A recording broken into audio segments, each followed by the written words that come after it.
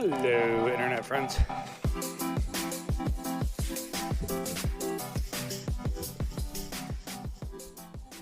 Hey, can you hear me? Hey everyone, welcome back to the Dailey Blend Show with me, Reed Dailey. If you are new around here, this is the weekly rundown where I feature things that I thought were interesting and notable across the World Wide Web, basically tech, kind of media, pop culture. Talk about what's going on at Dailey Blend, special projects I'm personally involved with, and some stuff that I'm doing over with my partner in crime, Greg, for the world famous Negronis with Greg and Drink with Greg. And of course, some of the new toolkits that we're releasing as part of our life optimization playbook. But before I jump into the show, I want to remind you that we are on Spotify and Apple Podcast. Hate both those platforms. Fear not. We are over at YouTube. And if you're a real social person, because I know I am, you can check us out at Dailey Blend on X and Instagram. And with all that said, let's jump into the show. So for a while now, I've been debating, upgrading my mic situation. And I'm sort of perplexed here because right now I'm recording on a Yeti Blue mic and it works pretty well. It was $100, plugs into the computer, and guess what? It just kind of works well. Does it sound as great as other things? No, but does it work? Yes. Then I have another set that I've been using for a while that sounds really good, which is the Shure studio microphone, and I think it's called the S9 or 50. Sorry, it's the 58 or 59B, and this is the go-to mic for bands from the 70s to the 90s. You could throw it, drop it. I think the person who sold it to me said you could drink a bottle of whiskey, drop it on the ground, and it would still be fine. And so the nice thing with that microphone is I think they were $80. They plug into my sound card so I can have up to 4 people on a podcast, and it records nicely, but you got to talk directly into the microphone. And so between this show, the Drink with Greg, Negroni with Greg podcast, and the Digital Deep Dive, I do quite a bit of podcasting. I hit a big milestone in terms of number of downloads. We hit over 100,000. And so I was like, all right, let me reward myself with a microphone. And I bought the really expensive Shure microphone that's been out, but I bought the upgraded version. So the one that everyone knows is that slick one you see all over the internet, and every blogger, podcaster is using the SM7B,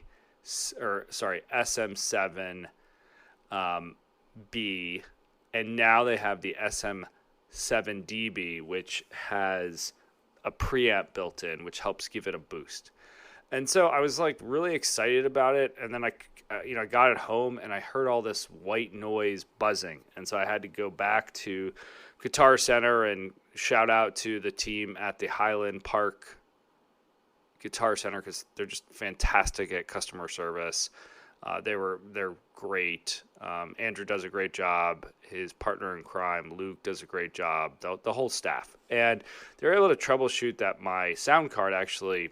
If you only had one channel plugged in and you didn't turn down the other ones, you would get the hissing. And so we figured that out, and I brought it home, and I was kind of over it. I've had this happen before with really high-end things. I think the best thing I could compare this to is when you buy a really nice car, not that I would know, but I've been told, you got to baby them and tune them and take them into the shop and all that good stuff. And I'm thinking more and more about this MV7. It's half the price. Does it sound as good? No. Every blogger that's a mic blogger is no, it's not as good. But it sounds pretty good. It's got the XLR, so if you really want to get into it with the sound card, you can. It's got a nice little stand because it's a little lighter than the SM7DB or the SM7B. So it's got like a nice little tripod. And, I think the fact that it just like sort of, I'm guessing, would work very similar to this Yeti where it just plugs in is a big selling point to me. I was watching Club Shay Shay, Shannon Sharp, who is quickly becoming one of my favorite, like, just voices on the internet of just brutal honesty and just a little bit of like guilty pleasure fun. And he's using it, and I'm like, okay, so he's using this at his home. He sounds fantastic. Do I really need to fuss with all the other things? And just from like a transport and going somewhere, or I don't like a lot of clutter on my desk. And if I had the SM7DB, then I've got to have like a mic stand, then I've got all these cords running, then I got to have a sound card. So I don't know. If you are listening to this show and you have a fantastic mic or any insight into mics, or know someone that's like messed around with the MV7, which is the podcast microphone, or the more expensive SM7DB, let me know. I'm kind of curious there. All right, moving from talking about technology as it relates to podcasting on a podcast, let's talk about the Chicago Fire. So one of the big goals for me this year has been to spend more time getting to know my community, kind of doing things in and around Chicago and my town. And I grew up playing soccer. I played my way through soccer, through undergrad, grad school, and then I actually played on one of the oldest men's leagues teams in America, which was the Irish Rovers out of Woodside in Queens. And it was just a fantastic experience. After that, I moved down to Atlanta. I played, I think, in like a men's league and a co-ed league, and then I took about a 10-year break and said, I'm good. It wasn't until a couple years ago that my brother was like, hey, get back into soccer, check out Man City. I think you're going to really enjoy it. The product's great. And hey, by the way, the MLS is really starting to put a fantastic product on the field. And so I checked out MLS, I don't know, like 3 years ago, and I went to a Fire game, I think 2 years ago with my family, and I was like blown away. The product was great on the field. The pace was great. The action was great. I was really fired up. The fact that Messi signed halfway through the season, I bought the second half of the MLS package and was watching all sorts of games online, highlights. Like, it was a great Apple, purchase. And the rationalization for me was like, I think $40. So basically the cost of, 2 beers and food, or one trip to a restaurant to watch at a sports bar. And so I've been in touch with the Chicago Fire's team, trying to get to know the program, be a part of the community. And I was happy to be invited to the event for the releasing of going back or bringing back red, or coming back to red. I can't remember the tagline. But it was a cool event to release the new red jersey for the Chicago Fire. I got to see DeMarcus Beasley speak, and got to see Brian McBride there, who's now part of U.S. Soccer Federation. I think he's running it, but don't quote me on the exact title. But it was just really cool to be part of being back with a soccer community. So I look forward to getting some season tickets and going to games this year and checking things out. If you are in the Chicago area, go check them out at Soldier Field. Just remember, the food situation is completely atrocious.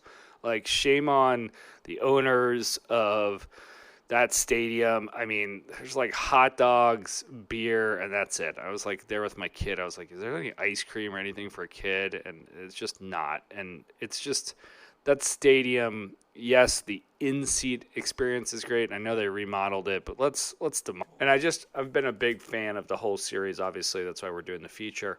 I think what I'm going to do is run through this, and then I'm going to do my own mix of all my favorite tracks, and either use the originals or try to find like remixes of those. So if you do like this mix series and kind of that idea, DM me, sort of message me on what your favorite tracks are, because I'm going to start putting together a list of what those tracks are and start working through kind of a mix. I know we're getting closer to Dailey Blend 150, And so we'll do this probably for like 155 just based on timing. In terms of going over to Drink with Greg, Negronis with Greg, Greg and I finally had our first meeting of 2024. Just schedules have not been great. And so, I got to say, like, he and I just jam through to-do lists and action items thanks to Google Docs and cloud collaboration. It just makes it super easy. So we're continuing to focus on the world famous Chicago institution, the Whistler. And this week we are featuring Dope Smoker by Robert Brenner. It was created in 2023. Highly recommend going to drinkwithgreg.com to check out how to make it, the recipe, etc. Also, you can we've linked to where you can buy their book. Greg and I were talking. We're like, okay, so we're going to run through this, and I think where we're headed is we're going to be doing a lot of our own drinks, working with bartenders, highlighting some of our favorite drinks, and putting out a series of, I'll call it like recipe books. So be on the look for those. Those will be digital downloads, and obviously we're going to go find someone to partner with to print some of those things, and really enjoy it, have a bit of fun with it. In terms of content and podcast, we're going to get back onto the podcast train next week with the next Negronis with Greg episode. So that should be out like Thursday, Friday next week. And then in terms of the Friday Top 5 newsletter, I think it's pretty well known now. We've had a nice uptick in folks subscribing to it, downloading it, really enjoying the feedback in terms of more like thematic newsletters versus just kind of like 5 things. And not that I'm not going to just do certain times where it's like, here are just like my 5 favorites, but there's definitely been more of a theme, and that's been intentional. So if you are not signed up for that, head over to dailyblend.com/newsletter, and you will get all the goodness in your inbox every Friday. Rounding out the show, what I've done is, I'm continuing to build out the life optimization playbook. I need a better name. So if you guys have any better names, that just sounds like very grandiose. I don't want to say it's corporate, but it's too much. So I'm still working title. But I was really enjoying this like end of day checklist, which is a weekly planning tool. I guess I could call it a weekly planning tool versus end of day checklist. So, I guess net, I need 2 new working titles. But I used it for about a month, and I realized that it was just a little tight when I was doing it kind of like a traditional 18 by 5, 11 sort of vertical. So I just sort of flipped the formatting horizontally, and I've got that available on download through Canva. So if you just head over to this week's episode of the weekly rundown on Dailey Blend, you can get to the link. It's in the post. Just let me know what you think. I jazzed it up a little bit with some branding from Dailey Blend, but for the most part, it's pretty straightforward. You should be able to print it off as black and white. One of the big asks I got was including sort of the date stamp or week stamp, if you will, person's name, and then I actually stole the idea of like a sign-off bucket from this YouTube video I saw with Kobe Bryant, where he was talking about like his year plan of fitness, and he's like, we made a plan with ourselves. We're gonna, we signed that plan, said we're gonna achieve that plan, and that's kind of how I think about it. It's like, did you sign it? You could sign it at the beginning, you could sign it at the end to say like, I'm going to actually do the things that I said. We planned it. Let's execute against it. So I included it. It's just something that I thought was really cool or interesting. And he might have actually, when he said like, I signed the contract, I think he was probably making that as like a reference or a joke. But I actually took it to heart, and I was like, you know what? I put together plans, and it's like, okay, I said I'm going to do something. I'm going to do it. And so this is a prime example of that. All right, so that wraps it up for this week's episode of the Weekly Rundown. Thanks for tuning in. Be on the lookout for the Friday Top 5 coming out tomorrow. And we do have some guests already teed up for the show, so we're going to get back to doing a lot more of the Sound Off podcast. Expect more guest features in the coming weeks. So we'll have double dipping on content throughout the week, both the weekly rundown, Friday Top 5s, and then interviews with folks. As always, you can like, follow, subscribe to the show on IG and X. You can check us out on Apple Podcasts, Spotify, and YouTube. You can find me at linkedin.com. LinkedIn.com /in/Reed Dailey. I'm on Instagram and X at Reed Dailey. And with that said, catch you on the next episode.